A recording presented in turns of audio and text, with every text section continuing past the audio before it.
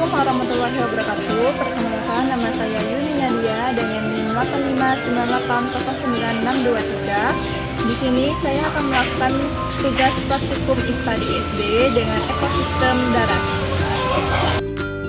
Tujuan dari praktikum ini untuk membandingkan komponen-komponen yang terdapat pada ekosistem darat alami dan buatan.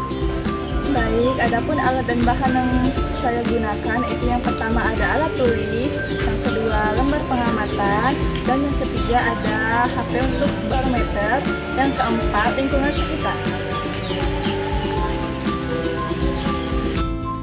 Ekosistem adalah suatu sistem yang terbentuk karena adanya hubungan timbal balik antara makhluk hidup dengan lingkungan hidup, dan di antara keduanya tidak bisa terpisahkan. Ekosistem terdiri atas komponen biotik dan abiotik. Komponen biotik terdiri dari produsen atau tumbuhan, konsumen atau hewan, serta dekomposer atau pengurai. Sedangkan komponen abiotik terdiri atas bahan anorganik, bahan organik, dan iklim. Ada dua jenis ekosistem, yaitu ekosistem buatan dan ekosistem alami. Contoh ekosistem buatan adalah kebun dan tanaman, sedangkan contoh ekosistem alami adalah hutan dan padang rumput. Yang pertama, kita akan menuju ekosistem darat buatan, yaitu kebun di lingkungan sekitar.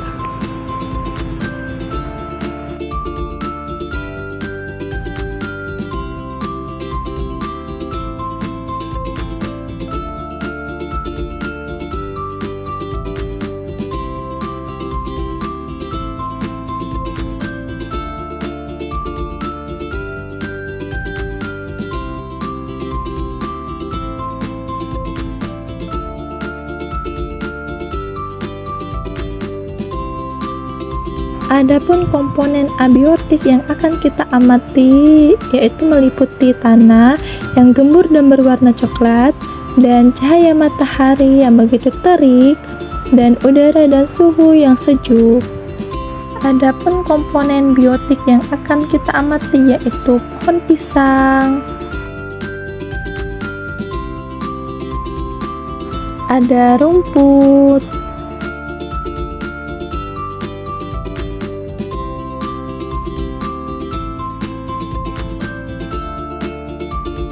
ada juga pohon buah,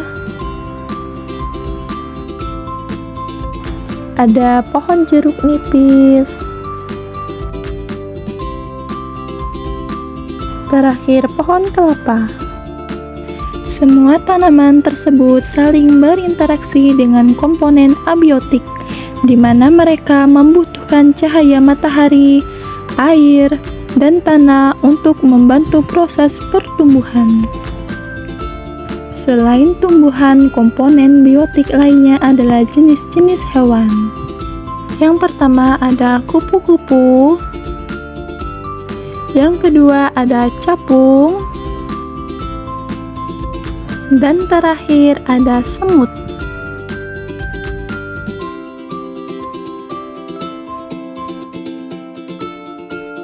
Hewan-hewan tersebut juga saling berinteraksi dengan komponen biotik dan abiotik lainnya.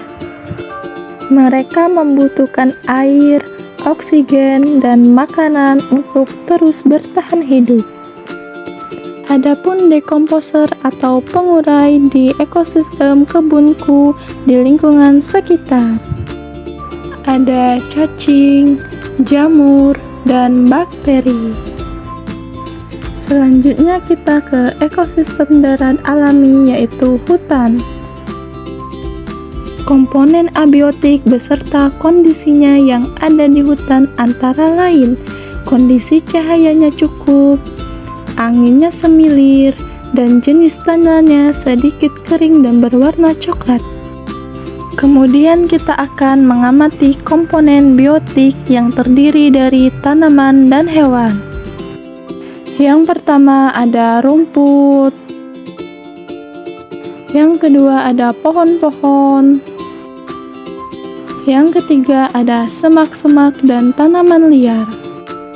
Keempat tanaman tersebut saling berinteraksi dengan komponen abiotik di lingkungannya, di mana tanaman membutuhkan cahaya matahari, air, dan tanah untuk membantu proses pertumbuhan dan perkembangannya. Selain itu, dalam beberapa tanaman juga membutuhkan hewan yang dapat membantu proses penyerbukan. Selanjutnya, kita akan mengamati beberapa hewan. Yang pertama ada semut. Yang kedua ada capung. Yang ketiga ada laba-laba.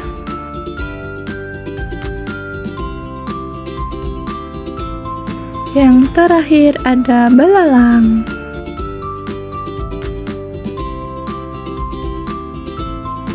Hewan-hewan tersebut juga saling berinteraksi dengan komponen biotik dan abiotik di lingkungannya. Mereka membutuhkan air, oksigen, dan makanan untuk terus bertahan hidup dan berkembang biak. Dalam hal ini, tumbuhan sebagai produsen dan hewan sebagai konsumen. Selain itu, terdapat juga dekomposer atau pengurai. Mereka adalah makhluk hidup yang memperoleh dengan cara mengukur sisa-sisa makhluk hidup lain yang sudah mati. Di dalam ekosistem hutan ini, pengurai yang ditemui yaitu ada cacing tanah, jamur, dan bakteri. Dari hasil pengamatan lingkungan sekitar kebun dan hutan, menunjukkan bahwa di alam ini terdapat hubungan timbal balik antar unsur atau komponen biotik dan abiotik yang membentuk sistem ekologi atau ekosistem. Interaksi tersebut yang menguntungkan bagi makhluk hidup termasuk manusia.